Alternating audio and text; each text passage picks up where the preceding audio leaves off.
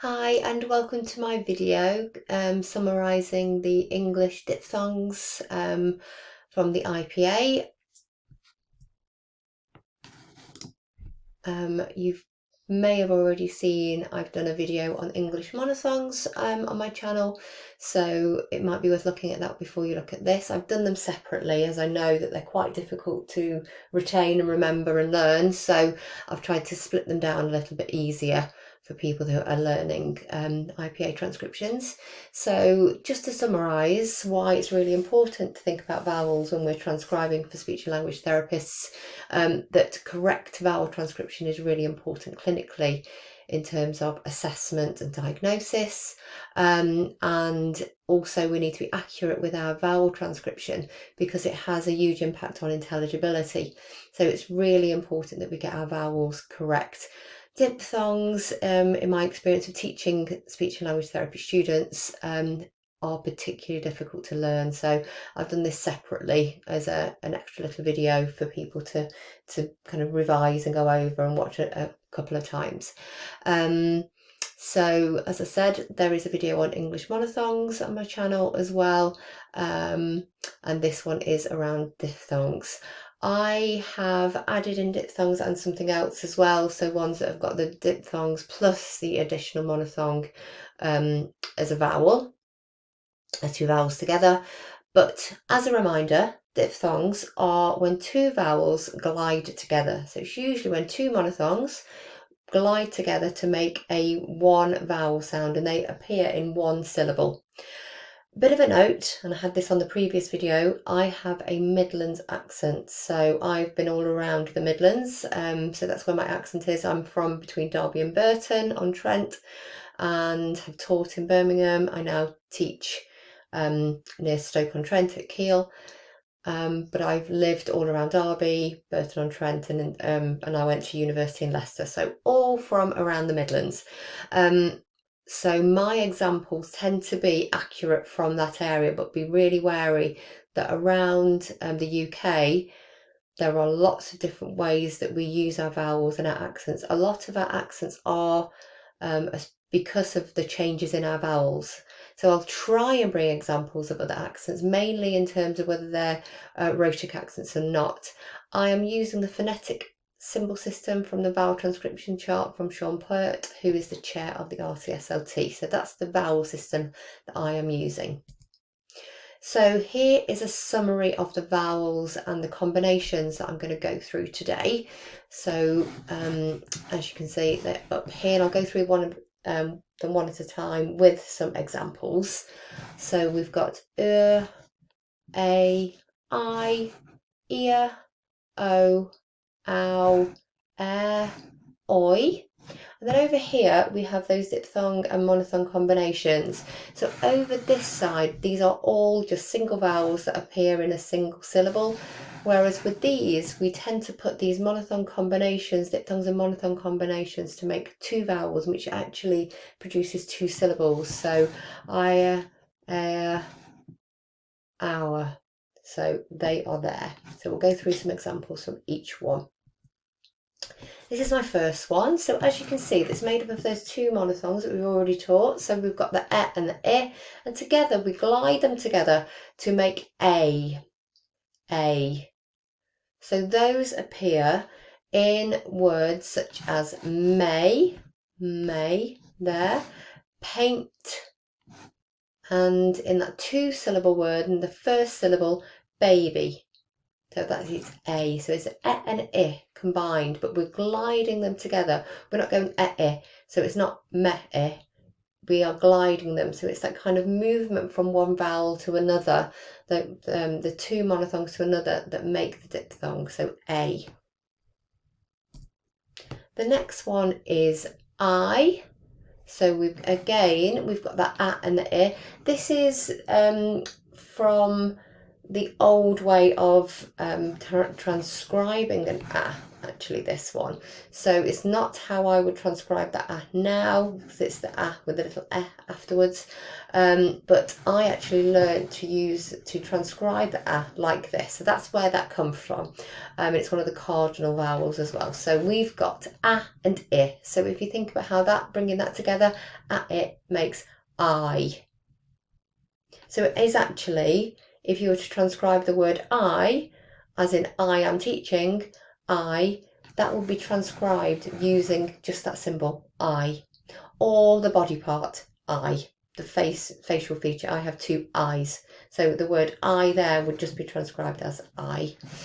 But I've put it in some words here. So we've got my, kite, and pride. You can see the I in the middle of all of those single syllable words. Then we've got oi. So if you can remember, this first monophthong there is o, and then we have the I again, so it's oi, oi, and that rounded to a spread monophthong, oi. So then that appears in the word boy, and also in the second syllable of the word annoy, and in the word coin. Okay, moving away from the ones that have got the it at the end, I've tried to group them. So as you can see here, all of those have an it at the end, a, I, oi, and then I've gone for the ones with the at the end to help try and group them together a little bit more, to help you to retain them. So this one is ow, so it's the wide ah again as the same one from here, ah, and it goes to so it's ow, ow, and that diphthong appears in the word now and house, and in that first syllable of the word trousers, trousers. It's really tempting when we are transcribing a word such as now or how, we think it might have a w at the end, but actually we do not produce a w when we're just using that one syllable, now. Okay. And this one is very similar, and I think there is a bit of confusion often with students with these two. So you have to think about that the ow diphthong starts with the wider open lips, whereas the O is a little bit more, not quite as open. So we have O, which is that schwa, the schwa sound that we went through. So that is the and then we have the O, so it's O, O. And that appears in words such as oat, and then we have dough and smoke. So that is O. And then this is a bit of an interesting one. So this one doesn't actually appear in my accent, but I'm going to say it as if it does. So this is ua. So this appears in some accents, such as in the Liverpool accent and actually in the Stoke accent as well.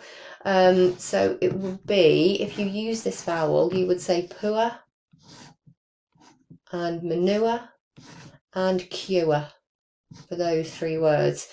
In a lot of accents, including my own accent, I do not use this vowel at all. So I would say those with this or sound, that monophthong. So I would say pour, manure, and cure.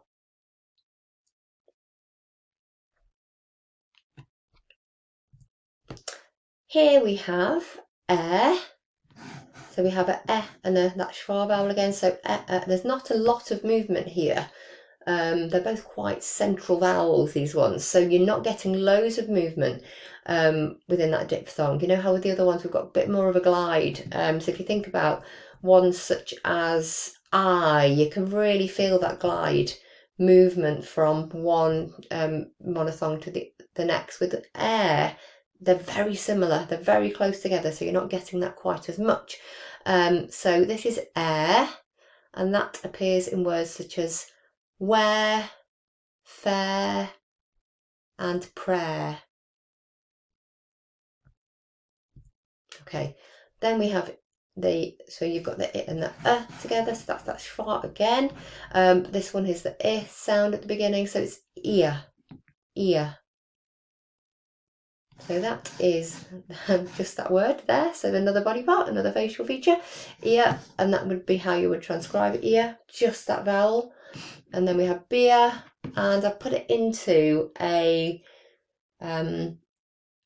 2-syllable word there, just to kind of show that it, if you have a rhotic accent, you would be possibly putting a r at the end of even these ones. You might say ear and beer, and we can tell that because then when it appears, so the word here, I would not use a r sound at the end because mine is a non-rhotic accent, but you can kind of tell that it would do in rhotic accents because in 2-syllable words, I do add a r in there. So I would say hearing, hearing. You see it in there, but it's in that first bit there.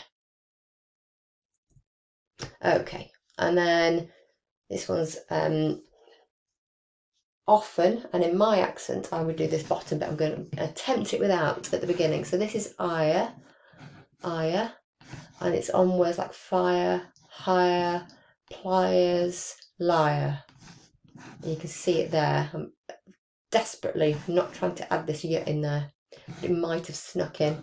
In some accents, such as mine, I would also add the voiced palatal approximant in there. So I would say liar. You hear that y sound in there.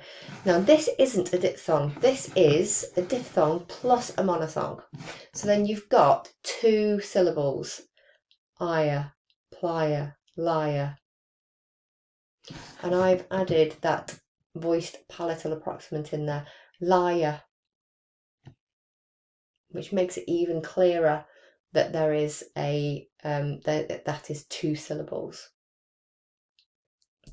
Another one of these, so a diphthong plus that monothong. So again, it's that schwa that comes after it. So it's a plus a, so aya, aya. Not many words with this one in, but I've added them in. There's layer and player and slayer.